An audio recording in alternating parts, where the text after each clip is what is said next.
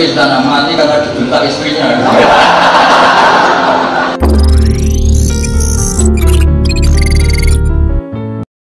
Nub'as karuan, kalau kamu termasuk minal aminin ya nub'as minas solihin, kalau minal kafirin ya nub'as minal zolimin. Tapi semua desain dunia ini hanya demi kalimat la ilaha illallah Muhammadur Rasulullah. Nah ini kan penting. Bagaimana mungkin kemudian kalimat sesakral ini, sehebat ini, kemudian ada orang tahlil kamu tidur. Kok iso? Kulo janggal kok iso wong turu. Misalnya kayak mangkel, kulo mangkel sing mimpin Gus, wira barbar. Bagaimana mungkin kalimat yang menyelamatkan Anda kemudian Anda anggap problem? Elek gak? Elek. Apalagi kamu anggap ini bid'ah. Nak cara kula oke lah, ndongakno mayit itu gak ono tuntunan Nabi. Tahlilan gak ono tuntunan. Tapi wis muni tok kono tok. Artinya muni tok kono tok ora usah nyerang kalimah, enak kalimah tetap kalimah thayyibah. Soal kowe ora seneng sing tahlil mergo tiga profesi lah iku wonge wae gedhinge aja geman. Ya saya misalnya, saya kadang tidak cocok sama mubalek karena kadang profesi. Tapi saya tidak pernah anti pengajian, bagaimana itu membawa syiar Islam.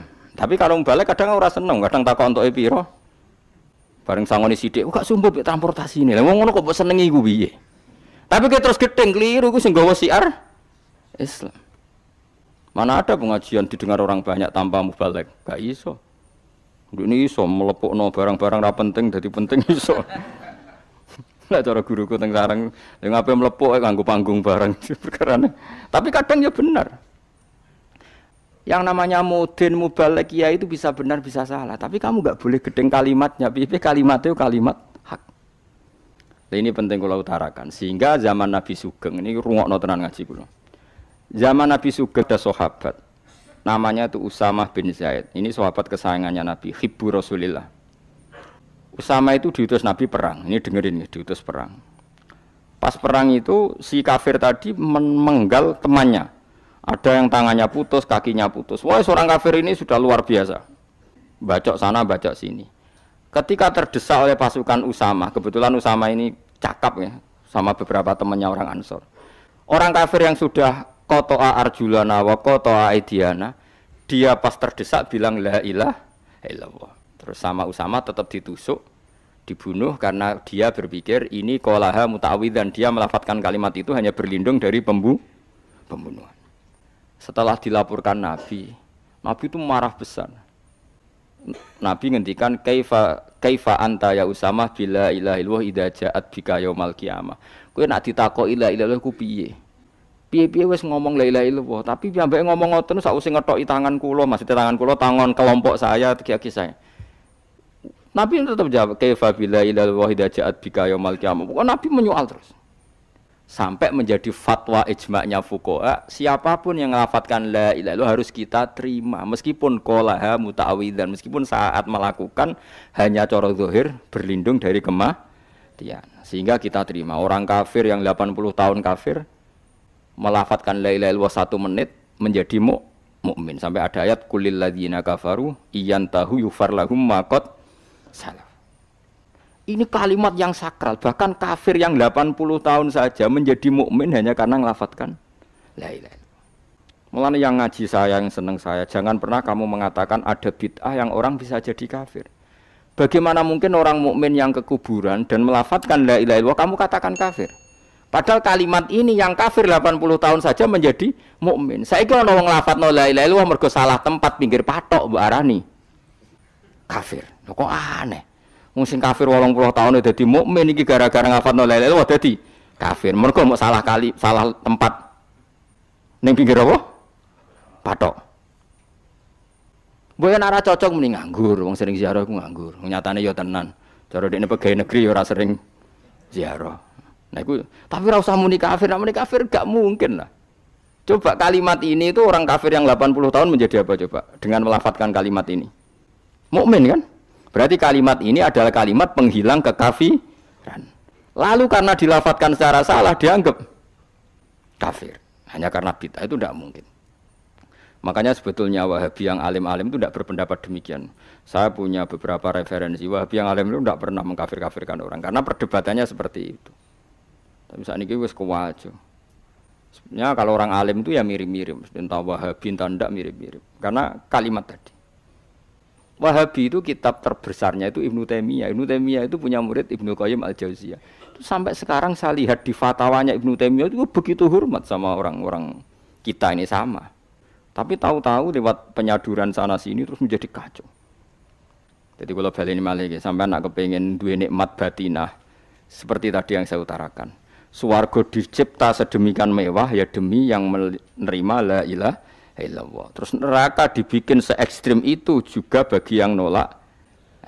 Kemudian dibikin daru pelatihan yaitu dunia ya karena kalimat berarti kalimat itu luar biasa.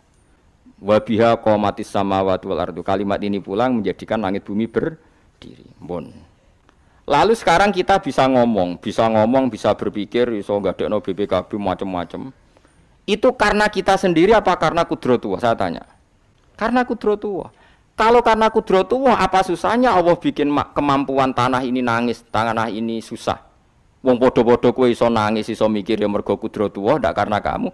Harusnya ya sama, bumi-bumi ini bisa menangis juga karena kudratullah. Makanya bumi ini menangis ketika enggak ada orang yang sujud. Iku ya mungkin. Wong zaman kowe iso nangis ya krana kudratullah, mestine bumi yang kamu katakan benda mati, hakikatnya dengan kudratullah juga sama dengan kita.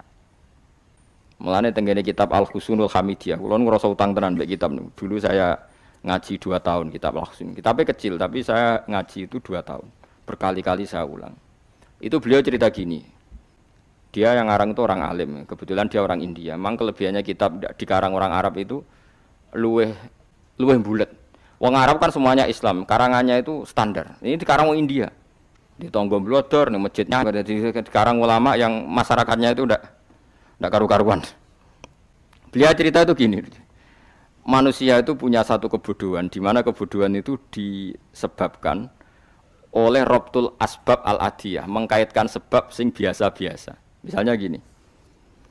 Sama saya kita omongi, misalnya ada orang bilang gini. Batu ini nanti itu menjadi ayam. Orang bilang mukhal apa enggak? Enggak, jawab saja.